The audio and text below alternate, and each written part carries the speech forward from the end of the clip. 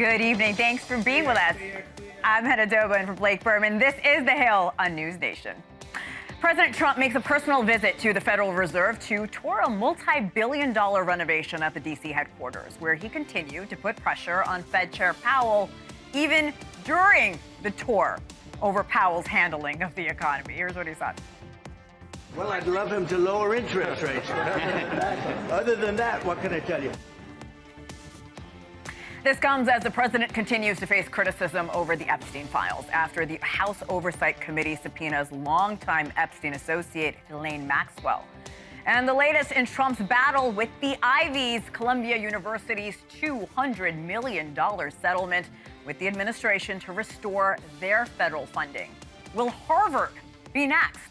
Plus, Trump's move into the fast lane, getting rid of an Obama-era policy that limits speed limits for truckers.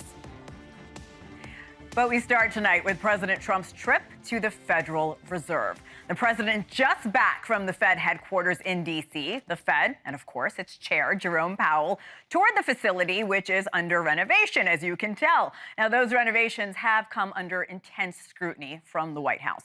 At first, saying the price tag had ballooned to nearly $2.5 billion.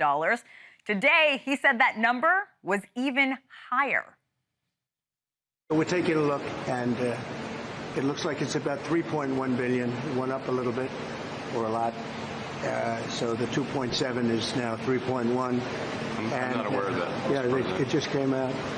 Yeah, I haven't heard that from anybody at the Fed. Yeah, it just came out. Our notes had it about 3.1 as well. 3.1, 3.2. This came from us? Yes. I don't know who does that. You're including the Martin renovation. You just added our entire capital. Yeah, you just added in a third building is what that is. That's a third building. Well, no, but it's a building that's being built. No, it was built 5 years ago. We finished Martin 5 years ago. It's part of the overall work. But it's not new. So we're going to take a look. We're going to see what's happening. Now, for all your history buffs out there, only 3 other presidents have ever visited the Fed, starting with Franklin D. Roosevelt in 1938. That was when the building had its grand opening. Gerald Ford, George W. Bush, they also visited, but for swearing-in ceremonies for Fed chairs. For months, President Trump has criticized Powell for the central bank's decision not to lower interest rates. Powell's term does not end until next spring, but President Trump calls the renovation costs a fireable offense. Powell has taken an inspector general to look into the renovation as questions grow about the project's growing price tag. Now, despite all of this criticism, Federal Reserve Chair Powell is defending the renovations costs. Here's what he said. No one in office wants to do a major renovation of a historic building during their term in office. You'd much prefer to leave that to your successors. And this is a great example why. But we decided to take it on because, honestly, when I was the administrative governor before I became chair, I came to understand how badly the Eccles building really needed a serious renovation. It never had one. It was not really safe. Over on Capitol Hill, House Republicans are also considering their own investigation. Pennsylvania Congressman Dan Muser sent a letter to House Financial Services Committee Chairman French Hill about these very renovations. A committee spokesperson telling NewsNation this, quote, "The committee is committed to getting answers to better understand the Federal Reserve's building renovations," end quote.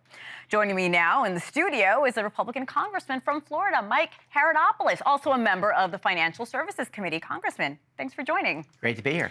I want to start with President Trump's thought process this morning. He woke up, he said, I'm going to go to the Fed. I'm going to talk to Jerome Powell. Do you think this was a scare tactic? Because in the past, he hasn't said the nicest things about our Fed chair. Well, bottom line is that Donald Trump wants to solve problems. He's a developer. He knows what it really costs to build a building, to put it simply. And I think you put Powell in his place saying, you say one number, here's the real number. And in a time when we have a huge budget shortfall, we need to look where every dollar is going. He is saying, let's get this economy going. And one way we can get it going is saying, how about lowering those interest rates? Around the world they're doing it. Why wouldn't they do it right here in America? Well, let's talk about those interest rates. Right now, they're about 4.2%. President Trump wants it down to 1%. Even the dovish economic hawks say that's too low, 2.5. You shouldn't go lower than 2.5. Where is the president coming up with this 1% number? Well, I think what he's really talking about is lowering the rates. I mean, as you know, one of the biggest costs we all have, the biggest investment we make is in our home.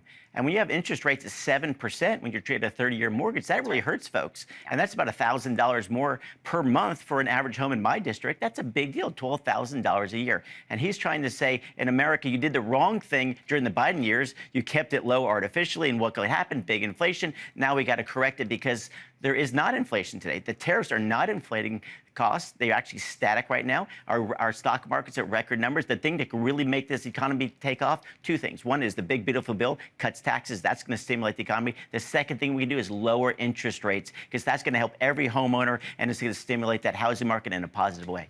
Like I mentioned a moment ago, this is an unprecedented move from a president to visit the Fed. It happened before, only when presidents were swearing in new Fed chairs.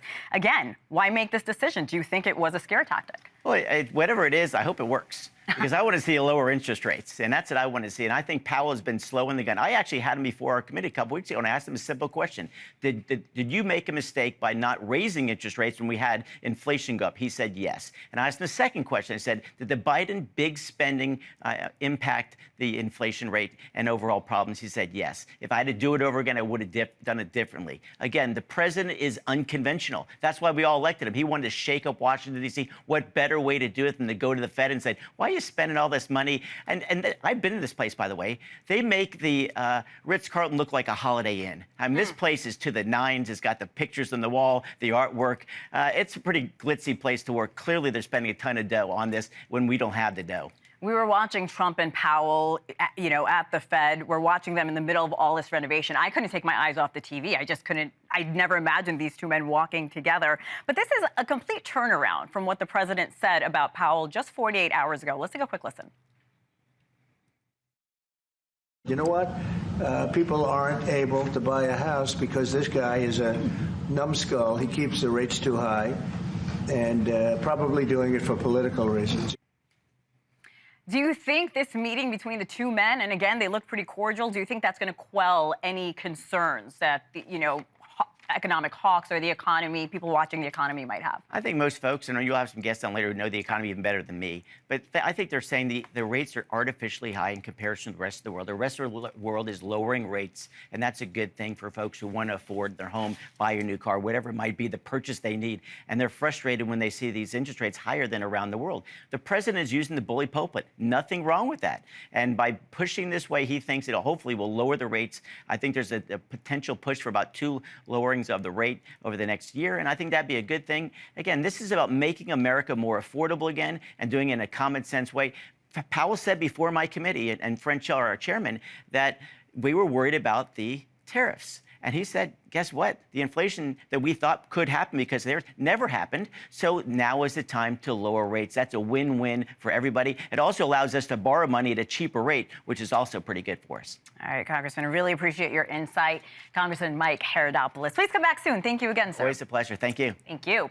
With me now for reaction, Mick Mulvaney, former Trump White House Chief of Staff and NewsNation contributor, and Linda Tran, former senior advisor to former Transportation Secretary Pete Buttigieg. Welcome, Mick. I think this is the first time we're meeting in person. Face to face. Ordinarily, I'm in a flash cam someplace, and you're in New York. I've talked to you dozens of times. Yeah. This is the first time we're meeting. Good to see you. Good to see both of you. Thank you for joining. Mick, I'm going to start with you. You worked at the White House. You know this man very well. What do you think? We knew this was going to happen. We know administration officials were going to visit the Fed today. That was planned from earlier this week.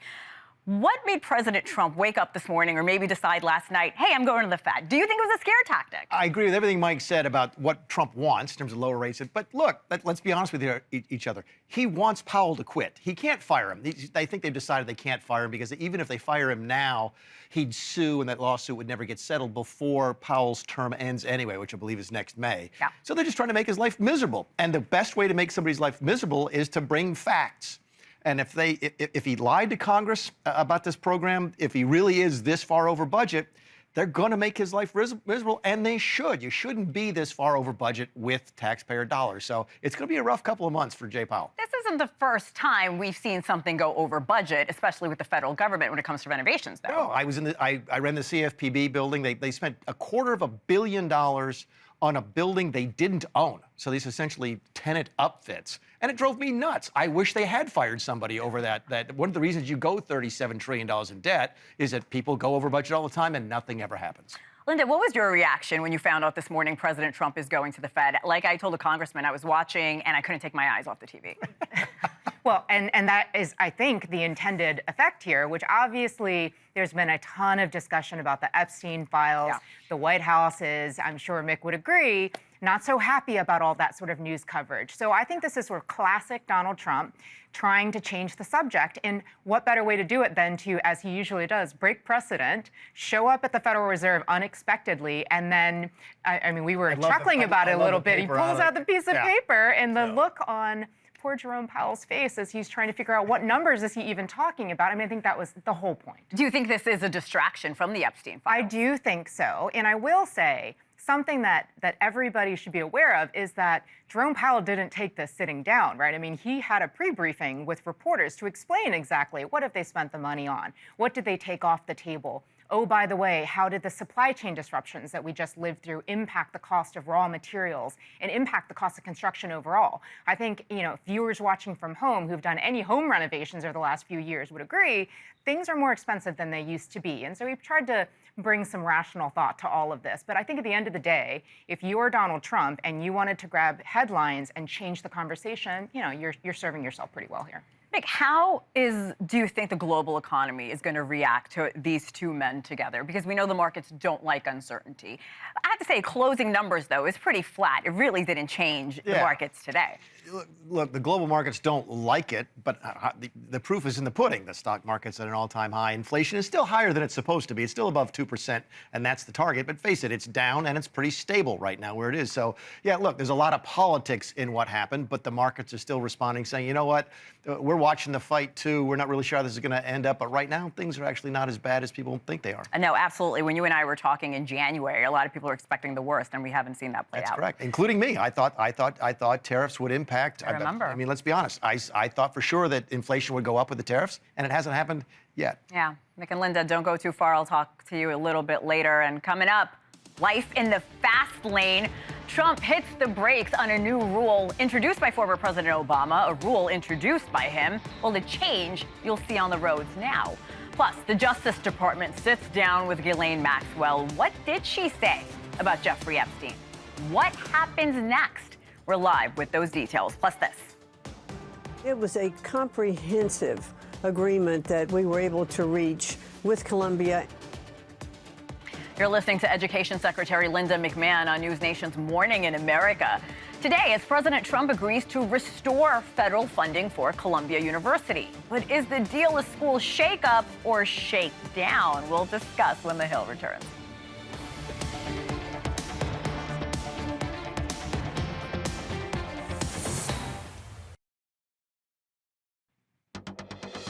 Welcome back, everyone. Tonight, hitting the brakes. The Trump administration officially pulling the rule that requires speed limiters on heavy-duty trucks. In case you're wondering, speed limiters are devices that prevent vehicles weighing more than 26,000 pounds exceeding 65 miles per hour. Now, the Obama administration proposed the speed limiter rule back in 2016. Well, now, Transportation Secretary Sean Duffy says it's an inconvenience, even though it has been cited as saving lives and saving money. Duffy releasing this statement, saying this, quote, "While the country sleeps, truckers grind through the night to help keep shelves stocked, families fed, and businesses humming. But for too long, Washington, D.C. has made work harder for trucker. That ends today," end quote. So how do truckers feel about the change? Our Alex Capriello is live in North Lake, Illinois. Hey, Alex, so why is this such a big deal? Yeah, well, I'll tell you, I was kind of surprised to get mixed reviews from a lot of the truckers I spoke to today. On one hand, a lot of these truckers are saying, look, I think this is great. We want to go as fast as possible. Others saying, I think that the highways are already dangerous enough already. I'd love to see my fellow truckers take their jobs just a little bit more cautiously. But, however, it should be said that this has not always been a partisan issue. In fact, it wasn't all that long ago that both Republicans and Democrats were looking at the data and seeing the benefits of potentially putting some sort of federal regulation when it comes to speed limits for truckers.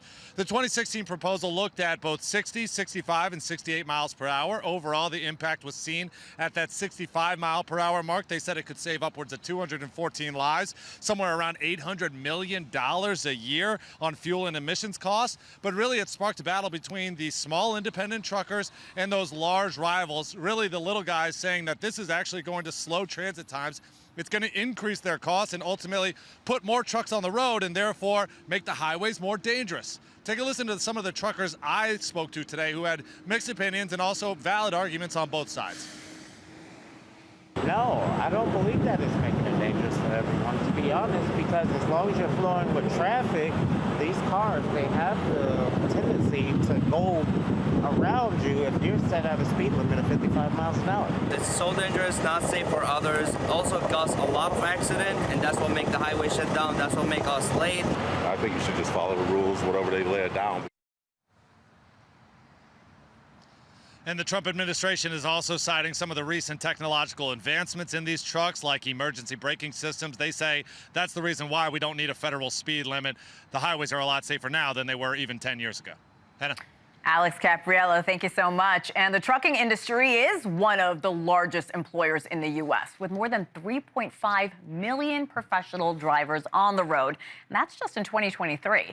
According to the American Trucking Associations, there are more than 14 million trucks registered. Trucking is also responsible for nearly $906 billion in revenue. That was in 2024. So how will removing speed limiters impact the trucking industry now? Joining me now is Craig Fuller, founder and CEO of the global supply chain and logistics platform FreightWaves. Welcome to the show, Craig. Thanks for having me. Of course, I heard Alex say in his report he's talked to a few truckers today, and he was getting a mixed reaction. I'm wondering what you're hearing. Yeah, I mean it's consistent. The small carriers, small drivers, owner operators feel like the large carriers are always sort of encroaching, putting rules that limit them. The reality is that speed limiters for larger carriers have largely been in place. They've been using them for many years. The insurance companies pressure them. I think what the large carriers would like to see is a level of the playing field for the small players to operate under the rules that they feel like they're subject to. Look, there's no doubt the more miles truckers drive, the more money they get. So in the last few years, when they're listening or hearing about this proposed speed limit, which is, I believe, 65, 68 miles per hour, were they making less money? Do we know how much? Was there a discrepancy in the income they were making after these limiters? Well, the speed limiter rule was put in place, but was never actually enforced. So it wasn't a situation where we're having a reversal of that. I think largely this was a situation where small carriers feel like, again, that the government is colluding, and the ATA specifically is colluding to actually put them out of business or put rules that limit their ability to be profitable and stay in business. And this is just one more example of this fight that continues to happen. And look, small truckers have a lot of reason for this. There's been a lot of rules that they have felt that have had to deal with that largely they feel that their independence is being encroached on, their ability to make money is being encroached on, which I think there's a lot of data to support that. Craig, talk to me about the technology. How has technology changed since 2016 when the Obama administration proposed this? Yeah, I mean, when it comes to the technology, speed limiters, again, have been around for many, many years. I mean, decades. Large carriers have had what we call governors on the trucks, which limit the speed that could operate in. So this isn't really a technology thing. It's more of a behavioral thing or a regulatory thing that limits the speed of the trucks. And it's something that independent operators felt like, again, was just another way of sort of impacting their freedoms. Look, they have some reasons to believe this. They think that slowing trucks down does limit what they can do if there is a situation, being able to maneuver around that's their argument. Also, in large portions of the country, you don't have traffic. I mean, if you drive across western Texas or in Arizona, there is nothing out there but cactuses. And so there isn't a whole lot of concern in these long stretches of highway. The concern is when you get into these urban environments and you have high density, I think is where a lot of the concern happens, and a lot of the safety advocates would like to see trucks slow down. But let's be honest, traffic does a pretty good job of that already. What about those radars and the brake emergency systems that have come out since 2016? That's certainly what the Trump administration is touting to not put this rule in place from the Obama administration. Yeah, there's a ton of technology. Again, this stuff has been around for many years. In fact, before 2016, it's gotten better and it's more common in brand new trucks. Everything from collision avoidance systems, the VORAD system, which is largely referred to, is basically the same kind of technology that if you bought a new car lately, some of the more advanced cars have these collision avoidance systems that are built into it, where your car will not let you divert into a traffic or may suddenly stop you. That technology's been in trucks for many years. It continues to get better. And so those avoidance systems that we see are actually the new technology that's out there is making trucking much safer. And I think there's an argument to really support the Trump administration is that these new technologies that are coming to the industry, and certainly with semi-autonomous or level 4 autonomy that is coming into the industry, is that effectively over time, technology will replace the need for the driver to be restrained and should have the opportunity to be able to respond to these events that isn't governed by some regulation that frankly is going to be essentially overdone by technology. This is the problem with government regulation. They can put it in place, but they can never reverse it. So when we see stuff that is going to restrict, we have to also think about what happens a decade from now, because if you put a rule in place, it's likely to stay indefinitely. Right. All right, Craig Fuller, I really appreciate your analysis tonight. Thank you so much. Appreciate it. Thanks for having me. And there's still much more ahead on the Hill. 3 separate investigations unfolding on Capitol Hill, one into Jeffrey Epstein, one into former President Obama, and one into the Biden administration. It is a busy day at the Capitol. Today, there are new details involving all 3. We're live with the latest. And she always said to eat your vitamins and say your prayers. How Washington is reacting to the death of wrestling icon Hulk Hogan. Stay with us. We will be right back.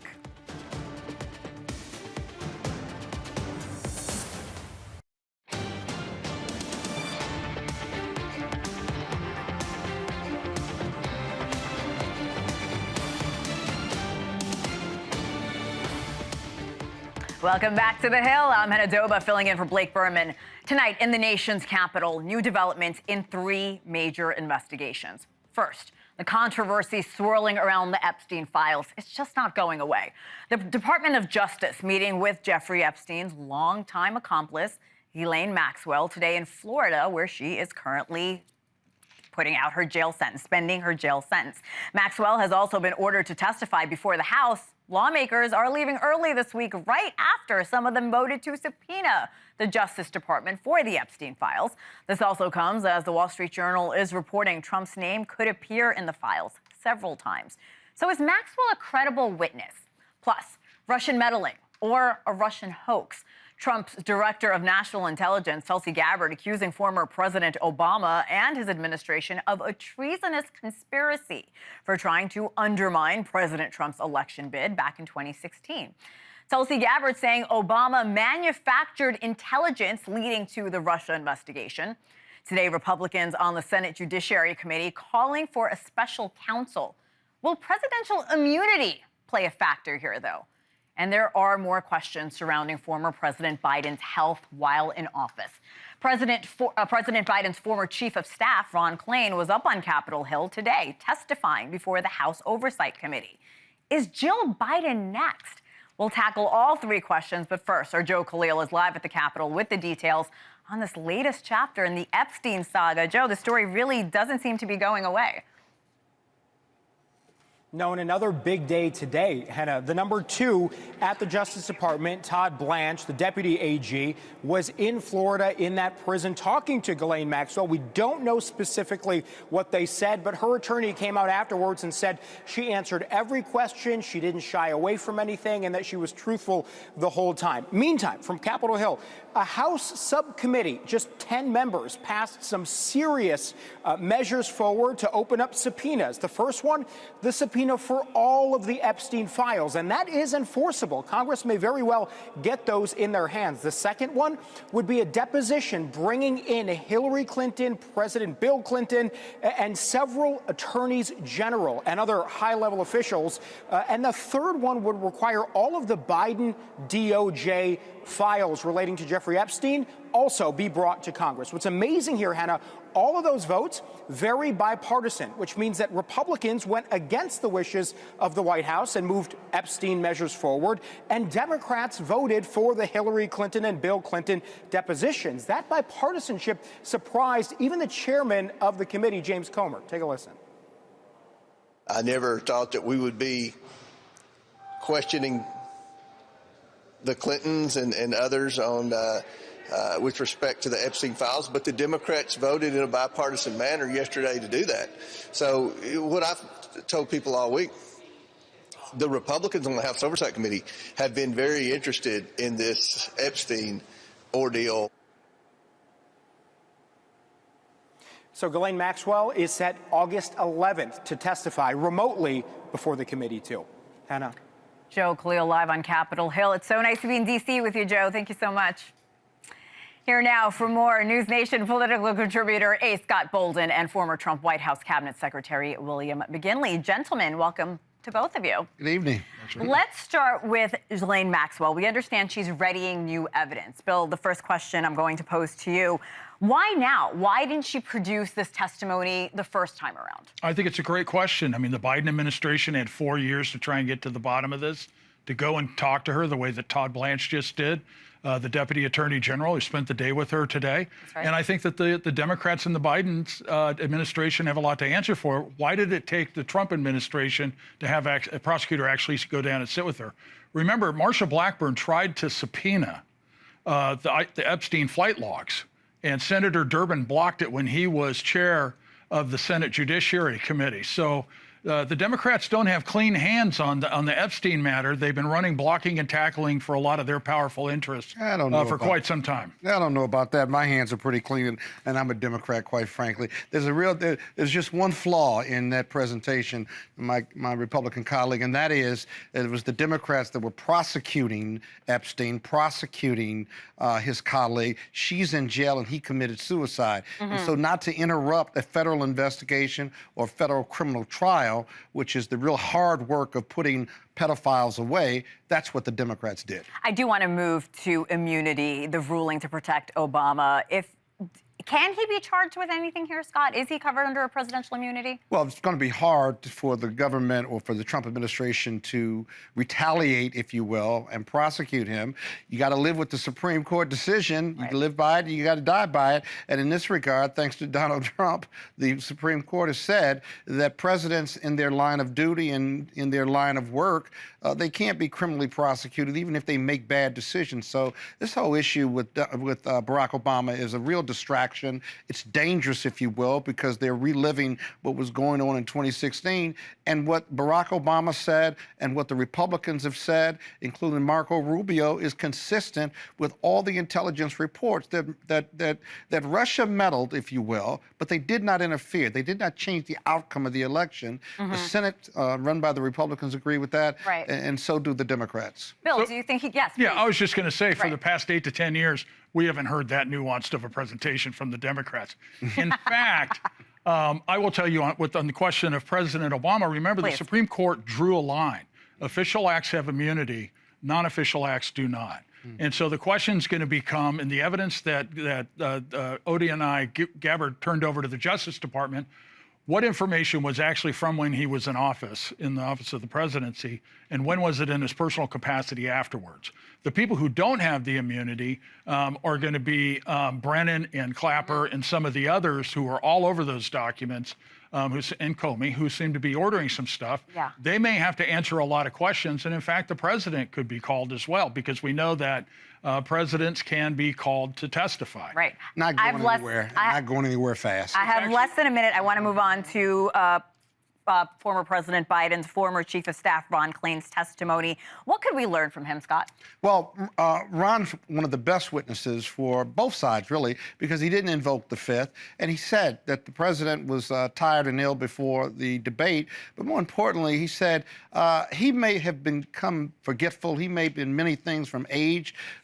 whether it's I'm 63 and he's 80 something, but that doesn't mean he didn't have the mental acuity or the ability and a consciousness for leadership. He certainly had that, and I think any claims otherwise, because these are the direct fact witnesses, just doesn't make a lot of sense. I'm going to be listening to, looking at the transcripts to see if Ron Klain corroborates what Robert Hur said in his report, and also what we saw in the debate where he dropped it, causing him to drop out.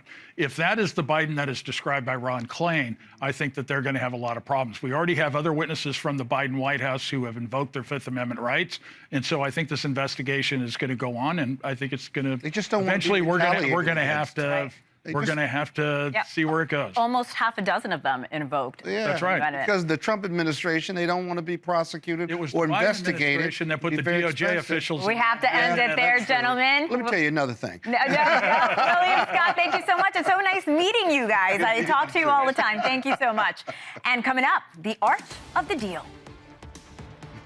This agreement that we have negotiated and worked out with Colombia is far-reaching.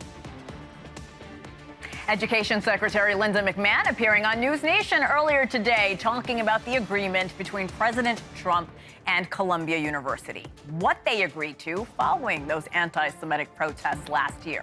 The full panel is next.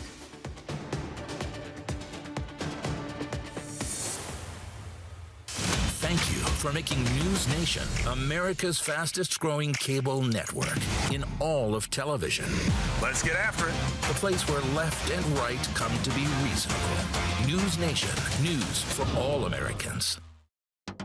I mean, it was a comprehensive agreement that we were able to reach with Columbia, and it is our hope that this is going to be a template for other universities around the country. Welcome back to The Hill, everybody. I'm Hannah Doba in for Blake Berman, and that was Department of Education Secretary Linda McMahon right here on NewsNation's Morning in America. She was addressing the $220 million settlement reached between Columbia University and the Trump administration. The White House alleging inaction over anti-Semitism on the Ivy League campus, starting, of course, in the aftermath of the October 7th attacks. That was in 2023 in Israel.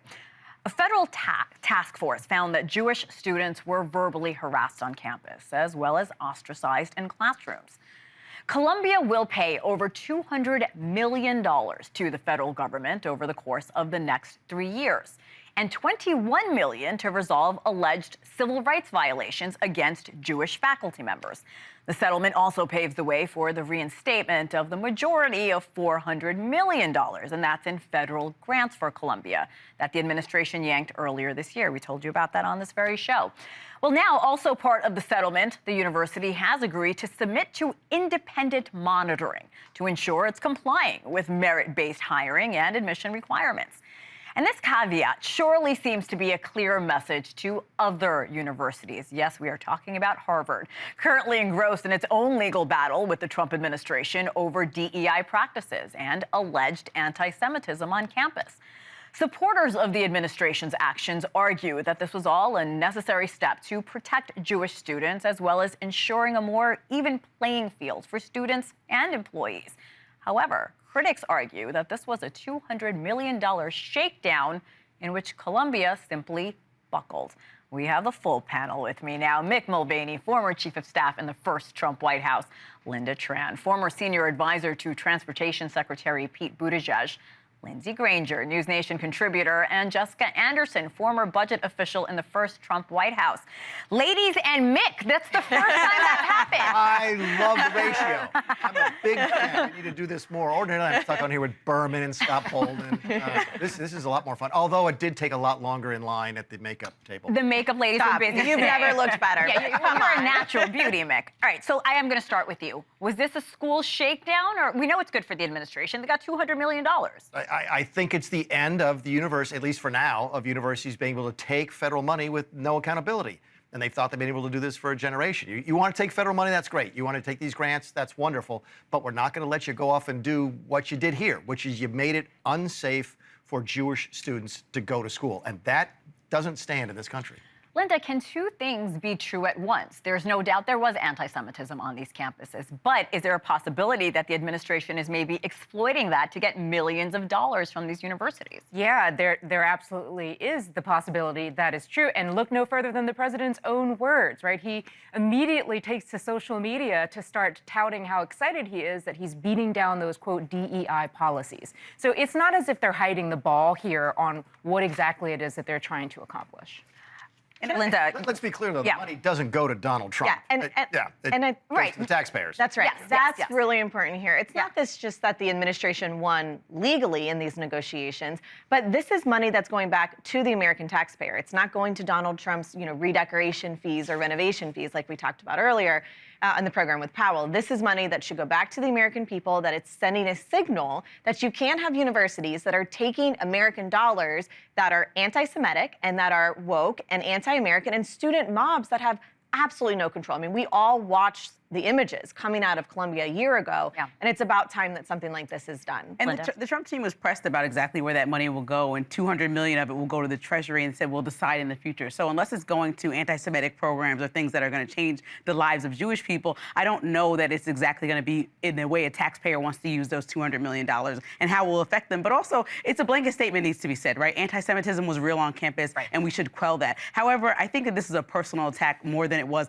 a political or more than it was anything to do with anything real, because the woke and DEI have completely misused and mishandled. Those terms don't even mean the same things, and they don't even connect with anti-Semitism in any way. When we talk about how these terms came about, they were because of underprivileged communities, and that's really the origin. So while we're here and Trump is immediately on Truth Social talking about those things, I don't see the correlation. I don't think a lot of Americans do either. Keep in mind, when anybody pays a fine to the FCC or the SEC, we don't have a conversation about where the money goes. The money goes to Treasury. I mean, when you get a speeding ticket, where's the money going? It goes back to the taxpayers and back into the general funds. I want to move on to Harvard. Like I mentioned, we had Linda McMahon on this morning. This is what she said about that Ivy League. We've had continuing negotiations and conversations with Harvard, even though there is a pending lawsuit that I think will play out. But we're hoping that Harvard will come to the table. They already started taking some measures. Columbia settlement mean for Harvard? They're watching. Well, I mean, if what we've seen before with the law firms, for example, continues to be true, I don't think that one has necessarily any influence on the other. I mean, the law firms that folded to this administration now have to give tens of millions of dollars in free legal services to them. But the ones that didn't fold, they fought back and they won.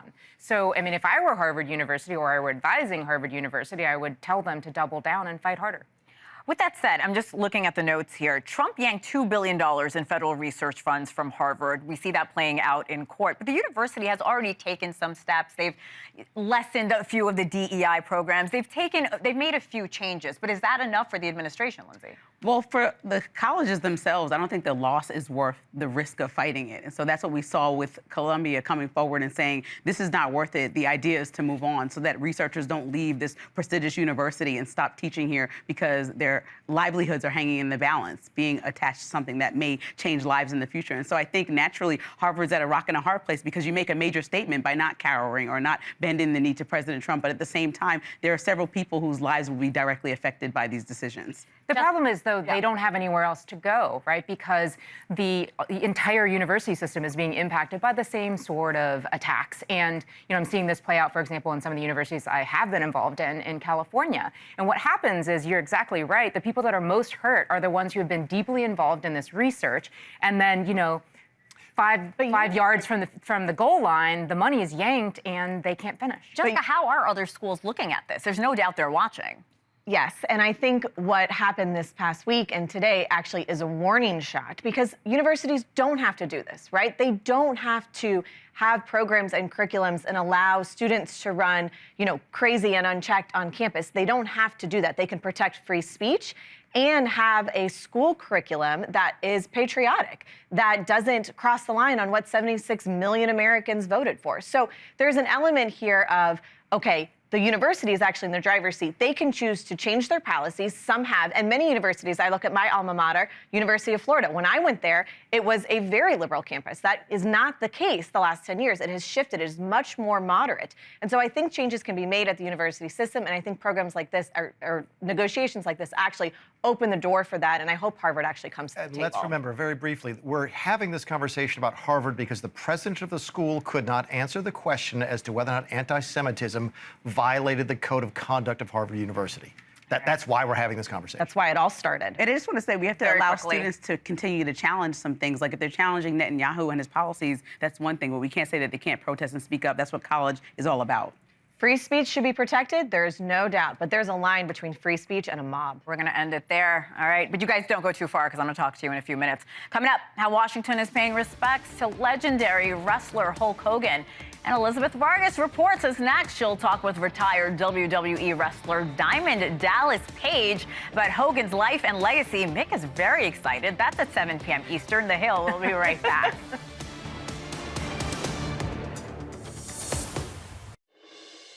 Welcome back to The Hill, and whether you're joining us from inside the Beltway or anywhere around the country, we want to catch you up on what's trending on thehill.com. Trump visits Federal Reserve amid feud with Powell over renovations. The president zeroing in on the agency's $2.5 billion upgrade of their offices, leading to questions over Jay Powell's fate as chair. Also trending, South Park lays into Trump. Paramount after striking deal with the company. The notoriously irreverent cartoon taking on the president for targeting his enemies in their latest episode. And finally, Hulk Hogan, pro-Trump wrestling star, dies at 71. So many people have different memories of the most prolific pro wrestler there's really ever been out there. He's an icon. I'm running out of time. Quickly, guys. You have one of the biggest wrestling fans in the country at this table I learned that during commercial. It's not me. Am I the least likely wrestling fanatic? It makes me love you even more. But very quickly, guys, what do you think? I have 30 seconds. Well, I think he was an Obama supporter before he was a Trump supporter, so there's always hope. Do you think he alienated fans at all? I don't think he can. He transcended wrestling in so many ways. He's just like a good guy to everyone. Would you consider him the Babe Ruth of wrestling? Quickly. No. All right. No. Macho Man. Just give it to him. Thanks for watching The Hill on NewsNation. Remember to download The Hill. Oh, yeah. Have a good night. I'll see you tomorrow.